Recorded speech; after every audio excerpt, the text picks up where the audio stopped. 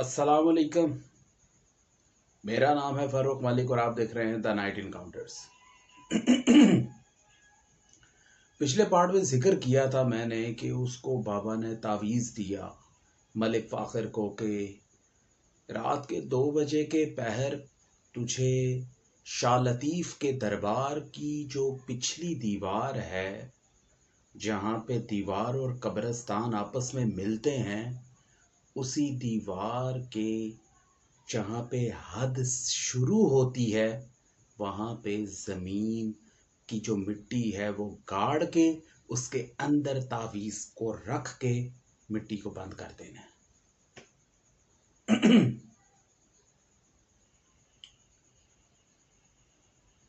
अब यहाँ पे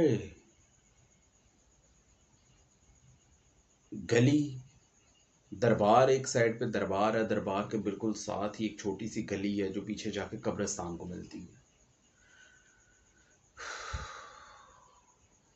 वो दरबार की उस गली के अंदर जाके खड़ा हो गया जहां से स्टार्ट होता है कब्रिस्तान। उस गली की स्टार्ट पे खड़ा था वो। और हैरत की बात यह है कि जब वो उस गली के एंट्रेंस पे पहुंचा तो ढोल की आवाजें आ रही थी। हैरान था वो इस बात पे कि मैं जब सड़क से चलता हुआ आया, गले के अंदर मैं दाखिल हुआ, चौड़ा सा गला था, गले के अंदर मैं दाखिल हुआ तो वहां पे भी मुझे ये ढोल की आवाज नहीं आई, ये ढोल की थाप नहीं सुनाई दी। मैं कब्रिस्तान की एंट्रेंस पे खड़ा हूं और यहां से मुझे ढोल की आवाज आ रही है। ढोल की थाप आस्ता आस्ता तेज हो रही थी कि जैसे कहीं दूर कोई जश्न मनाया जा रहा है। रात के 2 बजे का पहर, ढोल की थाप की आवाज मुसलसल आ रही है और इस थाप के दौरान वो कब्रिस्तान की एंट्रेंस पे खड़ा है और सोच रहा है कि अब मैं करूं तो करूं क्या। बाबे ने बहुत बड़ा भारी किस्म का ना काम मेरे ऊपर सौंप डाला है। लेकिन फिर एक लम्हे को वो ये सोच रहे कि अगर मैं इस काबिल ना होता तो क्या वो ये काम मेरे सपुर्द करता,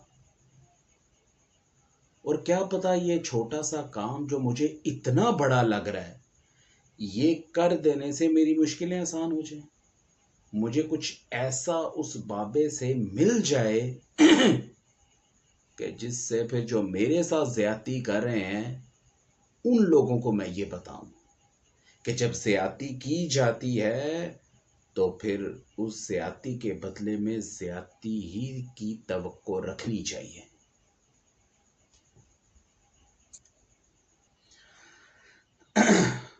अब उसका दिमाग उसको बार बार ये कह रहा है, फाखिर ये मत कर। फिर उसको उसी के अंदर से आवाज आती है कि यार अगर मैं ये ना करूं तो मेरे पास तो कोई भी हल नहीं है, मैं करूं तो फिर क्या करूं। लेकिन हिम्मत करके, अब उसको ये भी नहीं पता कि जो उसकी पॉकेट में तावीज है ये कोई नूरी है या कोई काले इल्म का तावीज है। आदत से मजबूर था कि जब परेशान होता था तो उस ऊपर वाले को याद करता था।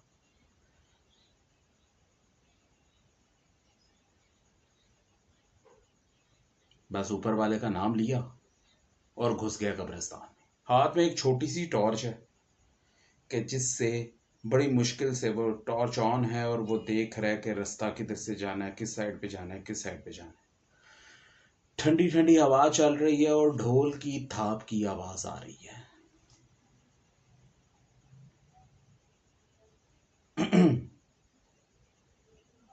लेकिन उसको फिर एक हौसला था कि यार ये ढोल बाज रहा है, शोर शराबा है, इसमें मैं आसानी से अपना काम करके निकल जाऊंगा। हिम्मत करके उस दीवार तक पहुंचा और जब उस दीवार तक पहुंचा, जमीन पे पांव रखा और फिर कोई चीज ढूंढने लग गया कि मैं खोदूं किससे। कुछ नहीं मिला तो ईंट का एक टुकड़ा मिला, उससे उसने जमीन को खोदना शुरू कर दिया। जमीन को खोदता रहा और जब इतना गड़ा हो गया कि तावीज को अंदर रखा जा सके और ऊपर मिट्टी डाली जा सके, किसी को पता ना चले कि इस मिट्टी के अंदर क्या है, तो उसने उस घड़े के अंदर तावीज को रखा और तावीज को रखने के बाद मिट्टी डाल दी ऊपर से। जैसे ही उसने मिट्टी डाली, ढोल की थाप के साथ चीखों की आवाजें उसके कानों तक पहुंची। अब एक पल के लिए वो घबरा गया कि ये क्या हुआ, कि जैसे बहुत सारी औरतें जोर से चीखी हो और इस तरह की चीख के जैसे कोई कुछ इनके ऊपर कोई चीज गिर गई हो। तो अचानक अनजाने में चीख निकल जाती लोगों की। मुझे याद है इसी तरह की कुछ चीखों की आवाजें मैंने भी सुनी थी। 2005 का जल्जला था, 8 अक्टूबर को जो जल्जला आया था, उसमें इस तरह की मैंने एक चीख सुनी थी। और वो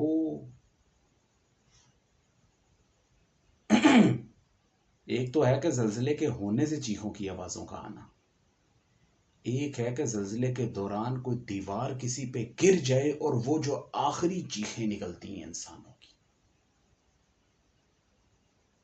वो चीखें कुछ इसी तरह से की मिलती जुलती कुछ चीखें थी जो उसके कानों में पड़ी।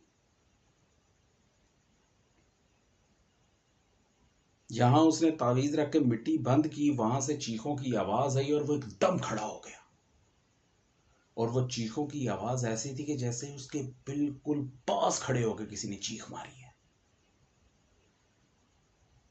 खड़ा हो गया और दाएं बाएं देखने लग गया कि मुझे क्या किसी ने देख ली है।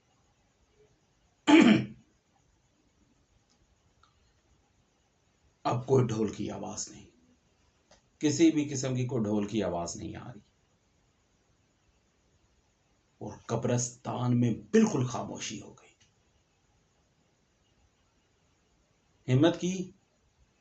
हिम्मत करके बड़ी तेजी से चलता उस एंट्रेंस तक पहुंचा तो अचानक पीछे से एक आवाज आई, मियां फाखिर,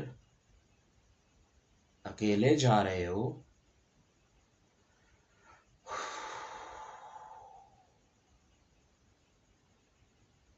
ये आवाज सुननी थी कि फाखिर ने पीछे नहीं देखा कि क्या है। उस बंदे ने दौड़ लगा दी और वो जितनी स्पीड से भाग सकता था वो भागा। सड़क तक आते आते दरबार की गली अबूर करके बड़े गले के अंदर आया। बड़े गले से सड़क पे आया, बड़े गले से निकल के एक और गली के अंदर दाखिल हुआ। उस गली से निकल के मेन सड़क जाते हुए ये जो इतना टाइम लगा, तेजी से उसने भागा और उसके ये महसूस हो रहा था कि उसके पीछे पीछे को भाग रहा है। अचानक मेन सड़क पे आके जब उसने और तेज भागना शुरू किया तो वहां पे थोड़ी गहमा गहमी होती है, रोड होता है।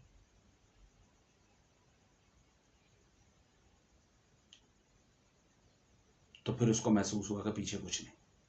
हिम्मत नहीं हुई कि पीछे मुड़ के एक दफा देख सके, नहीं देखा उसने। अब वो उस रोड पे कभी दाएं तरफ जा रहा है, कभी बाएं तरफ जा रहा है, बस तेजी से भाग रहा है। लेकिन हर चीज का एक वक्त होता है। दुनिया भी सोती है, दुनिया सोती भी है, दुनिया को नींद भी आती है, सड़कें भी वीरान होती हैं और गलियां भी वीरान होती हैं। और वो वक्त आया, काफी रात हो गई, 3 बजे का टाइम हो गया और वो सड़क के ऊपर है। और अब सड़क पे इक्का दुक्का कोई इंसान राहगीर गुजरता हुआ या कोई मोटर बाइक या साइकिल गुजरती हुई नजर आती है। जैसे तैसे करके उसने सड़क पे ही वो रहा और उसने अपना टाइम गुजारा। फज्र की अजान हुई, जान में जान आई, फिर अपने घर की तरफ गया और जाके सो गया। वो अपने घर की तरफ गया, जाके सो गया और फिर अगले दिन उसकी आंख खुली। तकरीबन दोपहर का टाइम हो गया था, दुकान पे फिर नहीं गया। दुकान पे नहीं गया, आंख खुली दोपहर को तो याद आया कि बाबा से जाके मिलना था और बाबा को बताना था मैंने वो काम कर दिया। मुंह धोया, मुंह धो के बाहर निकल गया। खाना तो घर में पकता नहीं था, मुंह से कोई लगाता नहीं था, बोल चाल सबकी बंद थी। एक तरफ रिश्तेदार पीछे पड़े हुए थे, जिस छत के अंदर रह रहा है ये छत भी तेरे से छीन लेंगे हम। लेकिन वो कहते हैं ना कि किसी से कुछ छीनना अगर इतना आसान होता तो लोग आज इस दुनिया के अंदर सिर्फ गिनती के बचते और उन लोगों से, बाकी लोगों से उनकी जिंदगियां छीन ली गई होती, मुर्दों के ऊपर हुकूमत होती। बस यही नहीं आज का इंसान कर सका। खैर बात कहां से कहां निकल गई। वो दोपहर के टाइम उठा और उठ के वो गया बाहर, मुंह हाथ धो के फिर वो घर से बाहर निकला, घर को ताला लगाया। अब जब वो घर को ताला लगा रहा था, घर को ताला लगाने के बाद जब वो मुड़ा तो उसने देखा कि उसके घर के साथ की जो हमसाई है वो बाहर निकली और सलाम दुआ करके पूछा, बेटा किधर होते हो, आजकल नजर ही नहीं आते। 2-3 दफा तुम्हारे तायाबू भी आए थे, तुम्हारे कजन्स भी आए थे तुम्हारा पता करने के लिए, लेकिन तुम यहाँ पे मिले नहीं। किधर काम कर रहे हो आजकल, होते किधर हो? उसको भनक लग गई कि ये मेरी इंफॉर्मेशन निकालने के चक्कर में। उसने कहा कि जी बाजार में ही एक दुकान है जिधर काम करता हूँ। झूठी मूठी एक दुकान का नाम ले लिया और जान छुड़ाई, जान छुड़ा के निकल गया वो सड़क पे।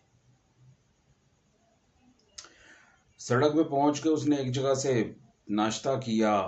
नाश्ता तो खैर क्या किया, दोपहर का खाना खाया। खाना खा के उसी फुटपाथ की तरफ चल पड़ा जहां पे वो बाबा बैठे थे। बाबा ने उसको दूर से आते हुए देखा और वो पास बैठ गया। बाबा ने कहा कि आज के बाद तुझसे यहां पे नहीं मिलना, मेरे साथ मेरे घर चल।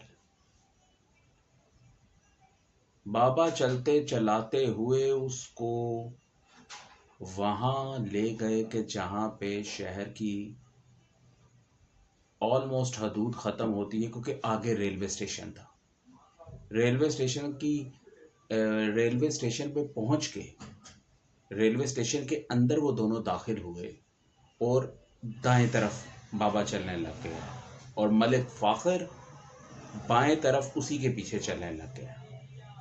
अब एक तरफ बाबा जा रहा है, उसके पीछे पीछे ही जा रहा है मलिक फ़ाखर। दाएं तरफ बाबा जी के और उसके पीछे पीछे ही फ़ाखर जाने लग गया।